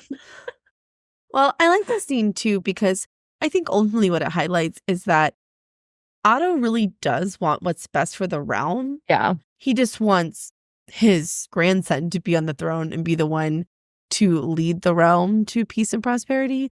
But ultimately, Otto really is not just in it for himself. He does want the realm to be stabilized. And so I think this scene highlights that it really isn't just about winning and getting his side on the throne. I mean, it's both. Don't get me wrong. He definitely wants his side to be victorious in many ways, but he really does want what's best for the realm. I also thought it was interesting because I think Aegon now realizes that he really has the power. He just dismissed Yeah. Otto. And at this point, he's like, no one's going to stop me now. Free Look out, reign. world. Here I come. Yeah. Because he really doesn't need anyone's approval, No, he can do right? whatever the I fuck think he people wants. could stop him if they wanted to or try to influence him. But ultimately, he doesn't have to listen to anyone. He's the king. So, Exactly. also, I do have a question for you. Okay. I want to know what you think Laris is going to do since Aegon chose Cole as hand. Do you think he cares? Do you think, Ooh. So, from a personal standpoint, I don't think Laris gives a shit. I don't think he wants to be hand of the king. I don't think that's his goal. right? So the question remains to be seen. If he doesn't want it, then who would he want to be hand of the king? Knowing Mm, Laris, he would want someone that he can manipulate. I'm not sure there's a good character we've been introduced to yet that would be a good candidate for hand of the king and also in Laris's pocket. Best case, I think he's just going to roll with it. Worst case, I think he'll just do what he did the first time around, is manipulate Aegon into firing Kristen Cole as hand of the king too. okay. But ultimately, Laris did get what he wanted because it's pretty evident that he wanted Otto Hightower out of there. Right. But it isn't really revealed what his real motive is in that. So that's a good question. I don't know. I'm curious to see. He wasn't really in this episode, was he? No. No. Okay. Yeah. Yeah. Not really. Well, no, Other yeah, than the just with council at the blood. Yeah. beginning. Yeah, I agree. Laris can't Laris if he's the hand, or it makes it a lot harder for him Yeah. to do his shenanigans and stuff. I could see a world where he's able to manipulate Kristen Cole, though. I mean, all he needs to do is tug on the shame and guilt situation or the I know what you did thing. But on the other hand, Kristen Cole is also kind of a loose cannon. When he killed his Leonor's name, lover, Joffrey. Laenor's lover, Joffrey, yes. That's exactly what I was going to That's say. that's If some Laris crazy tries ass to come for shit. him, I feel like Cole would just like fucking explode and just kill him. Same thing. Right. That's exactly what I Yeah. thought of. Yeah. So Ooh, I don't know. who knows? We have reached towards the end of this episode, and we have a series of sequences. So the first one is Rhaenyra frees Massaria. She says to her, I will keep the word of my house. If you say that it was given, you may go. Then she goes on to offer her a place on a ship that will take her, I forget where, but take her somewhere where she will be free. My only note about this is that I hope Massaria does not forget this, and hopefully she becomes more useful to them later in the season. I do feel that this strongly influenced her decision to intervene with the Eric situation. It's not totally confirmed what her role was at that, but you can assume that she definitely told somebody Yes. that Eric was coming in, right? So actually, my husband and I had a conversation about that because the first time I watched it, I was like, wait, how did Sir Eric get alerted that Arik was there? And then in the second rewatch, I'm like, I guarantee that Massaria went back into the castle Yes. and probably literally She ran had into to. Eric. That's the only way he would have been notified. It seems so obvious when it hit me. I'm like, oh, duh. But the first time I'm like, wait, Yeah. But yeah. Right, So right. if that is revealed to be the sequence of events, I think that's going to be ultimately Massaria taking a side for Rhaenyra. Mhm. And I'm not 100% sure. I'm pretty positive she sticks around, actually. Like on Dragonstone? I think so, yes. Well, I guess we don't know how long she paused for because her last words were just like pause. But then again, I don't think the ship is just going to wait around for her. So it's entirely possible that she's just hanging out on Dragonstone. So I think she becomes a member of Team Black, honestly. I hope so. Yeah. I did appreciate that Rhaenyra did that because she really could have easily just kept Massaria imprisoned out of fear that Massaria would betray her. But she chose to keep her word and honor, essentially. So I think Massaria will remember that. Next, we have the big battle scene, so to speak, of this episode. And it is the Battle of the Brothers. Sir Eric, he sneaks his way with a group walking up to the castle. And as he's passing, Massaria is coming down since she has just been freed. You see her pause and look at Sir Aric's figure. And you're like, what is she going to do with that information? It's pretty heavily implied that she was the one who alerted everyone in that castle about the fact that there's another Eric. So obviously she's triggered by that because she was just in the castle with Sir Eric. And it's like, how would you have gotten outside so quickly? So she realizes the plot, but Sir Auric with an A goes on to make it into the castle without being questioned or stopped. He has a couple close-ish run-ins, but he's able to get past, and he makes it up to Rhaenyra's quarters. He dismisses Sir Laurent and tells him, I'll stand outside the door. Sir Laurent leaves, and we get a brief moment of Rhaenyra inside her room. She's pretty restless as well. She can't sleep. Her maid is offering to give her a sleeping aid of some sort to help her go to bed, but she's having a hard time with that. This is when Eric comes in. He unsheathes his sword and he says, believe me, I had no choice. He starts making a move towards her, and then the other brother, Eric, bursts in and says, brother, do not do this. So the fight starts. They're really going at it. Rhaenyra's still in this room just by herself, and her maids taking shelter behind the table. And Eric gets slashed in the leg. Eventually, Sir Laurent comes in as well, and he's able to get Rhaenyra, but both of them are now confused. They cannot tell the brothers apart. I have a snippet of the conversation. Eric said, we were born together. And Auric responds, you abandoned us, but I still love you, brother. And then in their final sequence, Eric stabs Auric. Then ultimately, he says, your grace, forgive me. And he kills himself. No.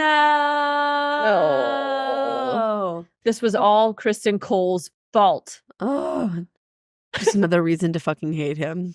You know what? Of everyone in the show, he's the fucking worst. He really is, honestly. There's no complex. Well, I'm not going to say he's not complex. He is complex, but not in a fun way. Yeah, not in a great way. So a couple notes about this scene. The first is I did a little research on this scene, and the actors in real life are actually twin brothers. So that's kind of cool to know. The second thing is that when this scene was conceived and directed, it is very intentional that you as the viewer are supposed to be confused by who is who, because they want to pull you into the same experience that Rhaenyra is having, because she doesn't know who's who either. And this is echoed when Sir Laurent says, which one's Eric, right? Because Sir Laurent can't even help because he could accidentally kill the real Eric, not the real Eric, but the good Eric. Okay. Right. And even if you watch the scene over and over again and you're trying to follow them based on which one gets wounded, it's specifically directed that they both get symmetrical wounds. So one gets slashed on the leg first, the other gets slashed on the leg. You are meant to be confused and not know which one survived until he says, your grace. And that's how you know that Sir Eric was the one who was victorious. So I thought that was very, very clever. I am, in general, drawn to shows, scenes, directors that try to pull you in as a viewer so you can experience what the characters are experiencing, because that's extremely hard to do, right?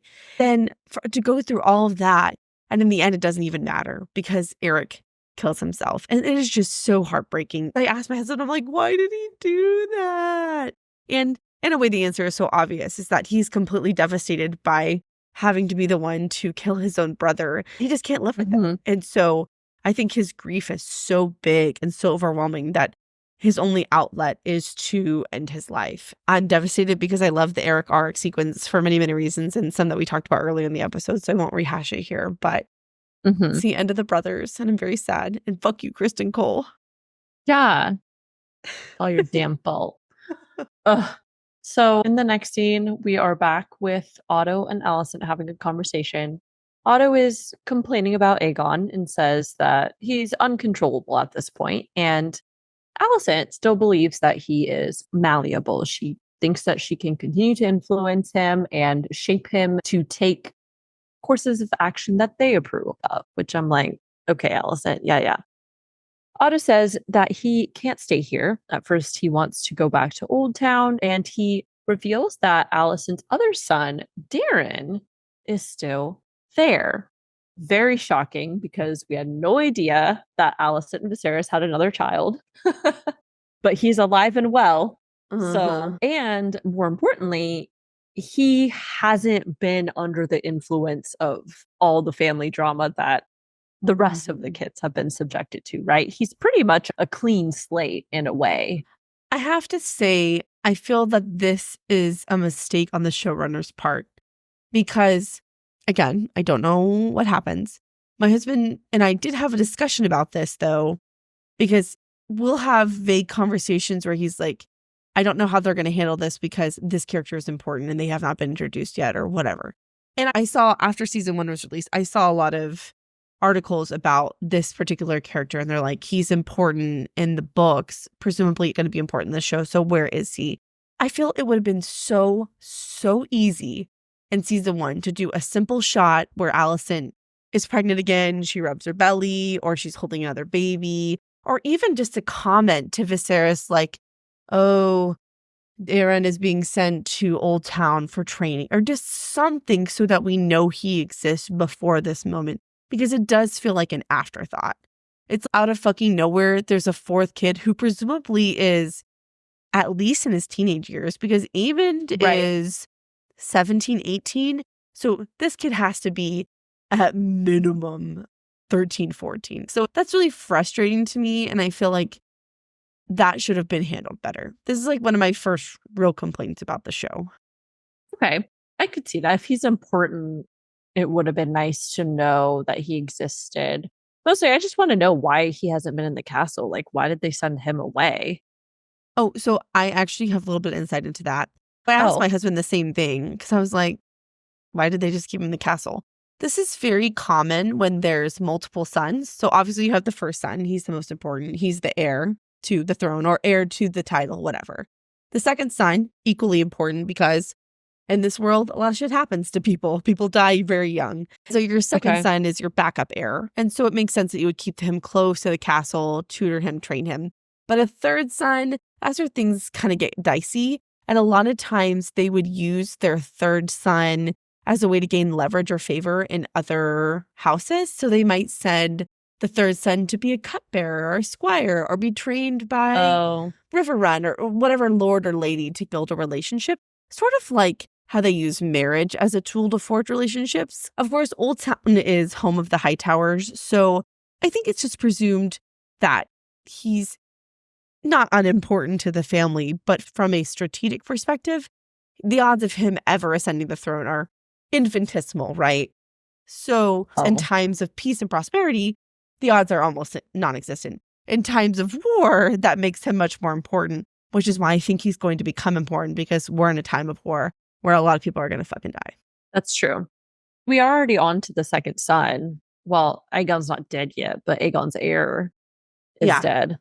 And Aemon doesn't have any kids or anything either. So, he's not even married. yeah, exactly. But to continue on with Alicent and Otto's conversation, Alicent tells him that he should instead go to Highgarden and speak with the Tyrells while she works on tempering Aegon. Otto just says, the young are peacocks, and we will yet prevail and bring forth peace as long as you and I hold fast. Otto sounds tired at this point, honestly. When he said that, I was like, man's over everything. All right. So Yeah. it's not funny, but it kind of is because, of course, Alicent chooses to revisit her guilt in this time. And she says, I have sinned. And Otto's just like, I do not wish to hear it. He doesn't want to know anymore, Yeah. which is funny because at the beginning, he did ask her about it, and Alicent did not want to confide in him. But after all the shit that's gone down today in this castle, he's like, I don't give a shit. Send all Yeah. you want. He sounds like fuck it. I have no part. Yeah. So next we are back with Alicent. She walks into Aegon's room, and all we get is Aegon sitting alone in a chair and he's bawling. I think this is when he really sits and thinks about how he actually feels and gets to the heart of the grief that he feels since Jaehaerys died. Alicent just looks at him and instead of comforting as you would expect a mother to do, I think she's just like, I don't know how to handle this. So she just turns away and walks out. Yeah. That was a little weird to me, but I did read a Reddit comment that people were like, exhibit A of generational trauma, right? Alicent was Right. never properly cared for. She never really properly learned to care for her kids. And they just never discuss any of their feelings with each other. I took it a little differently. I thought a lot about that scene actually, because it's very intentional. In that scene, you can see that there's hesitation on her face. Like she wants to go to him, but she just can't bring herself to do it. And I think that has a lot to do with the guilt that she feels in the passive role that she played in Jaehaerys' death, right? I think in a way it's easier for her to otherize the impact of that because Jaehaerys is dead and she doesn't have to look at or think about him. And this is echoed earlier in the episode when she's like, the boy's pain is ended, but what they did to my sweet girl. She's almost more devastated in that situation because she can see Helena's pain. And I think it's very similar. Seeing Aegon's pain is really hard for her because she feels so guilty for the part that she played. And so it's almost too much for her to bear, which of course doesn't justify it. She should absolutely comfort her child over the loss of her grandchild, right? But that's how I land on why she didn't try to comfort Aegon in that moment. Okay.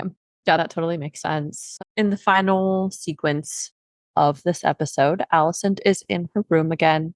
You sense that she's a little on edge and frustrated, and she finds Cole waiting for her. She starts off by assaulting him, which I think is because she's using him to channel her own guilt and shame, as we've said. Yes. Pretty much everyone, especially between Alicent and Kristen Cole, cannot address it themselves directly. And so they just project it onto other people. But in a weird twist of events, Kristen pushes her into the wall and they start doing the nasty.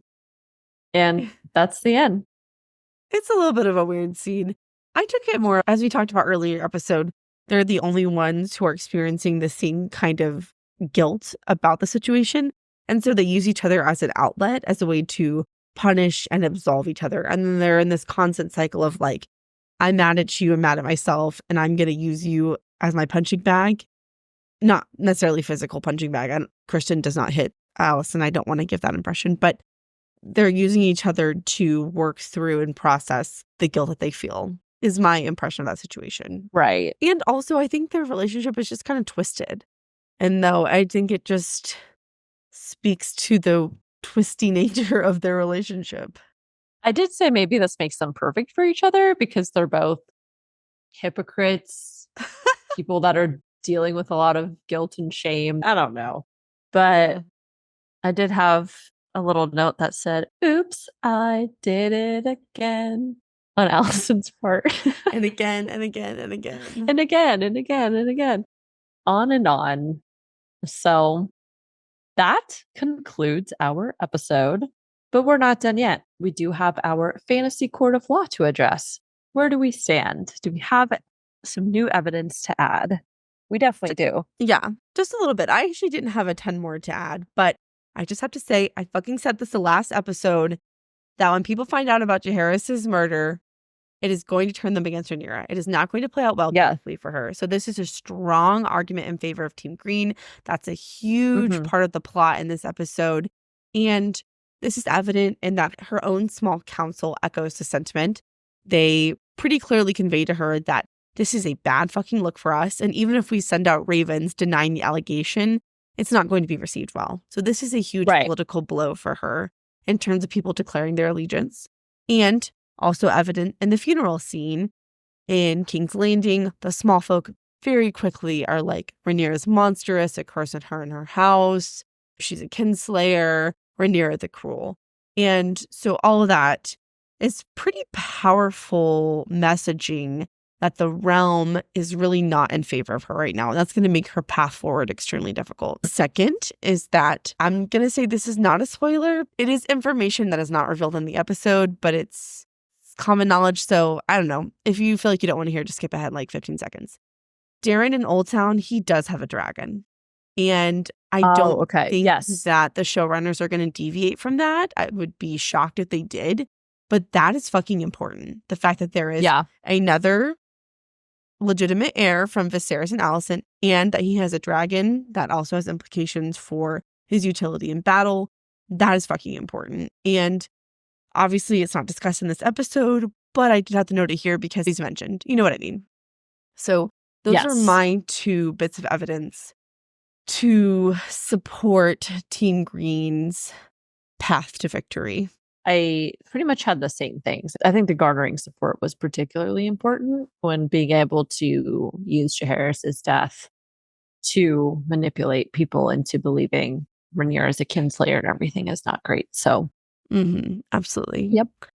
And then for Team Black, I didn't really have a lot for Team Black, so I just had to kind of squeeze blood out of a stone there. I did really try to make it work. So although this is not really discussed directly, the blockade still remains intact. And it is starting to affect King's Landing even more, as is evident in the scene where Hugh and his wife are discussing how people are scared. They're starting to show food shortages and everything. And that is going to be really important because while the small folk are against Rhaenyra right now, I can easily see going either way. They could be like, oh, Rhaenyra the cruel, she's starving us. Or they could be like, why is our king not getting on his fucking dragon and destroying the blockade so that we can get ships in?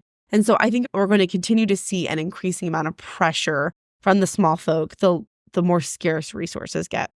Yes. And then in addition to that, Aegon killing all the rat catchers, that's a bad look for him. We discussed this earlier with more analysis. I don't think it outweighs how bad Jaehaerys' murder looks for Rhaenyra, but it is important because it's a clear sign that he is okay with just murdering a bunch of innocent people in pursuit of his revenge. So it's a bad look for Aegon and Team Green.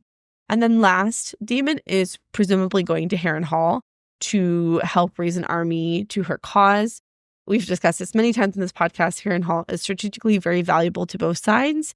And there's no evidence that Team Green is doing anything with Harrenhal right now. So that does put a point in the column of Team Black, because if they're able to take control of Harrenhal, that's going to be really valuable for them. I would also add that Jaehaerys' death itself, that was Aegon's heir. So losing him, he doesn't have another heir. I mean, Viserys and Alicent had other kids, and so they could definitely stand in for any Aegon should anything happen to him, but his direct heir died. So Aegon and Helena are also very, very young, and they could produce 10 more kids, honestly. That's true. Yeah. All right. So we are going to finish up with our favorite moments next, and then we will be done. Addison, what were your favorite moments from this episode? I had 3 favorite moments. The first is when Aegon hears the news of Jaehaerys' murder and he is destroying the model of Old Valyria. I obviously am not happy that he has received this horrible news, but I just think it's a really powerful scene. I think the acting is really good. And I don't know, it was just enjoyable to watch from a dramatic aspect. The second is I love when Rhaenys and Corlys are having their conversation in bed. And Rhaenys makes that comment about how Daemon can never allow Rhaenyra to command him. And Corlys says, pity, I have on occasion found that to be quite enjoyable. Yes, that was one of mine too. Yeah, I like their relationship. I know it's not perfect, but it's nice to see a somewhat healthy relationship on this show. Last, I love when Otto is throwing down with Aegon and he says, the king is my grandson and my grandson is a fool. And he calls him an idiot. I like that. Yes, I like that part too. I pretty much had the same ones that you did. It's the Corlys and Rhaenys line, pity, I have on occasion found that to be quite enjoyable. And then the part of the conversation that I found was funny was when Aegon tells Otto about Kristen Cole's plan to send Eric, and Otto's just like alone. He's like really? And then Aegon, he's like, he's pretending to be his twin. Brilliant. Like, it was so smart, right? And then Otto just says, Gods help us all. Also, I thought it was funny that he referred to their plan as a prank. He was like, you acceded to this prank. Oh my God, you're totally right. Yeah. I have to say, Otto is so devastating with his words. Like, he can really just tear you down, and you're just like, you know. He cut really deep with those. I mean, he was going full-fledged blaming of Aegon. He really did. I know. Poor Aegon. I just had those two moments, the two kind of funny moments from the show. And that officially concludes our episode. Thank you all so much for joining us for another episode of the Booked on Fantasy podcast. If you would like to keep up with us on other platforms, then all of our socials are linked below in the episode description. That's all we got for you today. Stay nerdy, everyone, and we'll catch you all next week for House of the Dragon Season 2, Episode 3. Bye! Bye! We will be discussing the episode title, because that's how more than just this is how the castle was impregnated. I'm thinking the word impregnable. The castle was infiltrated. Infiltrated, yeah. Impregnated. Oh my God. He is really just a brilliant strategist. Strategist? Not strategist. It's the same woman that was questioned by Aemond and Crispin. We go back to Dragonstone, and we're with Bisela. They like their couple name.